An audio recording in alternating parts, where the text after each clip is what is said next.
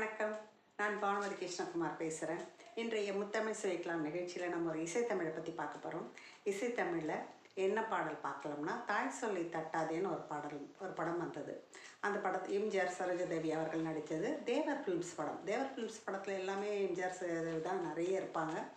கண்ணதாசன் தான் எழுதுவார் பாடல். கவியரசர் கண்ணதாசன் பாடல் எழுதுவார். கேவி மகாதேவன் தான் இசையமைப்பாங்க. அந்த மாதிரியான ஒரு குழு. அப்படி அவங்கெல்லாம் அதை தான் அந்தந்த குழுவில் உள்ளவங்கள தான் செலக்ட் பண்ணுவாங்க.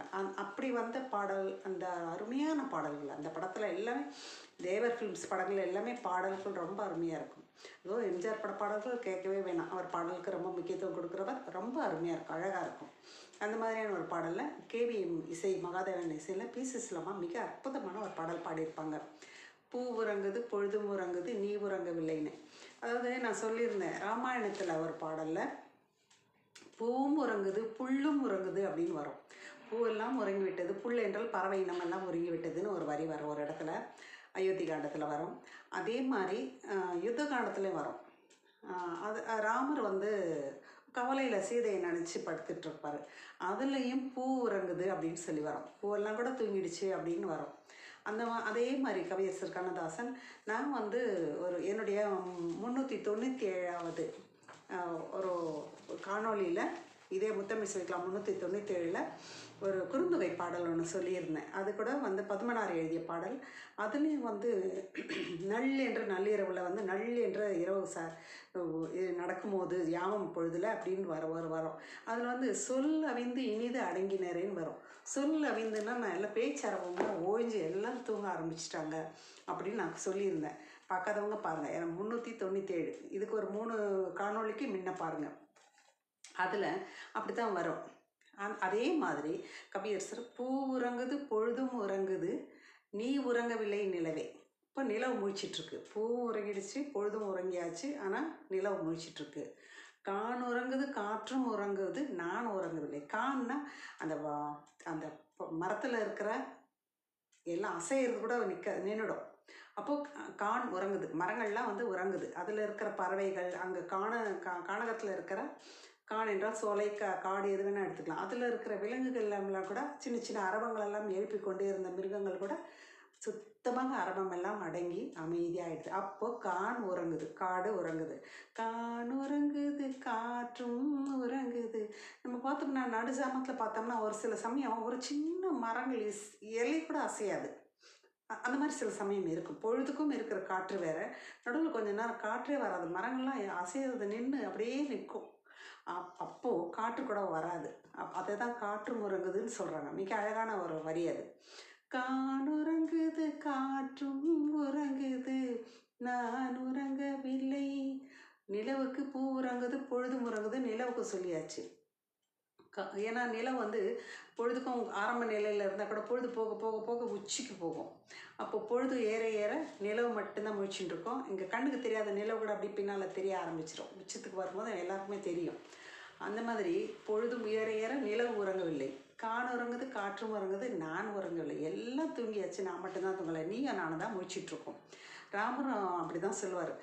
நிலாவும் நான் மட்டும்தான் முழிச்சுட்டு இருக்கேன். சீதையும் ஒரு இடத்துல அப்படி தான் சொல்லுவார். நிலவும் ராமர் சொல்லுவார், சீதையும் தானும் நிலவும் தனியலாகி அப்படின்னு வரும். அவங்க 3 பேர் மட்டும் முழிச்சிட்ருக்காங்களாம். அந்த மாதிரி இப்படி இந்த பாடல் அவன் மட்டும் முழிச்சிட்ருக்கா அப்படின்ற மாதிரி வரும். திருப்பி இதுக்கு அந்த ஹார்ப், அப்புறம் வயலின், ரித்தம் பேடு, ஜால்ரா, இதெல்லாம் ரொம்ப அழகான ஒரு இசையாக வரும். ரொம்ப அருமையாக இரவுக்கான மைல்டு இசையாக கொடுத்துருப்பார் கேவி மகாதேவன் அவர்கள். ரொம்ப அழகாக கொடுத்துருப்பாரு.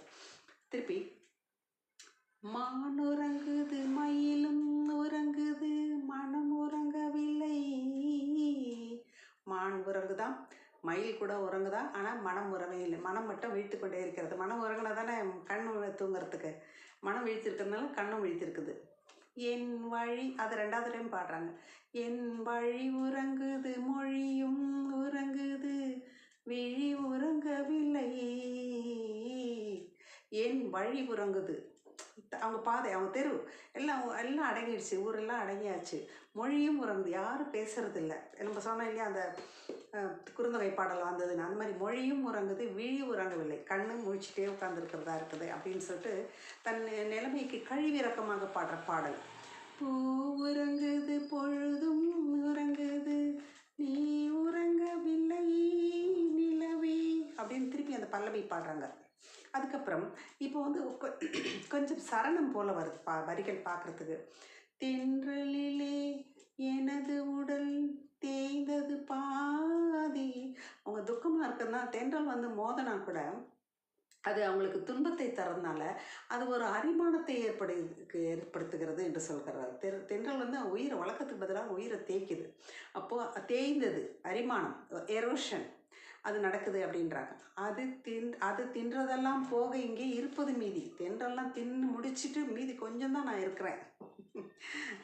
திங்கள் நீயும் பெண் குலமும் ஒரு வகை ஜாதி. இப்போ நீயும் முழிச்சிருக்க, நானும் முழிச்சிருக்கேன். 2 பேரும் நீ அதாவது திங்கள் நீயும்னா ஒரு தன்மையானது, குளிர்ச்சியானது, யாருக்கும் கெட்டது செய்யாமல் தன்மையான குளிர்ச்சி தரக்கூடியது.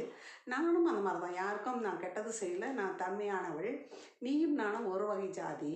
திங்கள் நீயும் பெண் குலமும் ஒரு வகை ஜாதி. தெரிந்தும் இங்கே என்னை கொல்ல வந்தால் இது என்ன நீதி, என்னடி நீதி. இப்போது காற்று வந்து ஒரு பக்கம் என்ன தேய்மானம் பண்ணிகிட்ருக்கு. நீயும் என்னை கொல்ல வர, தூங்க விடாமல். வெளிச்சம் இருக்குது எனக்கு, நீயும் என்னை கொல்ல வர.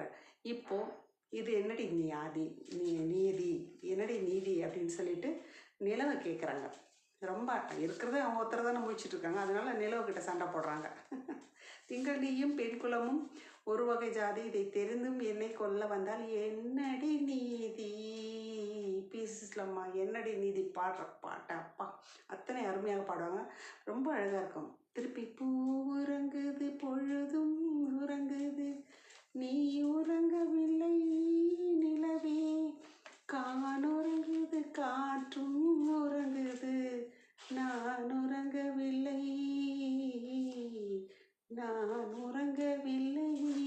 அப்படின்னு ஒரு ப்ளூட்டேசியோட அந்த ரிதம் பேடில் மெல்ல வாசித்து பாடி முடிக்கிறது அவ்வளோ அழகாக இருக்கும். இந்த பாடலை கேளுங்க, ரசிங்க. நன்றி, வணக்கம்.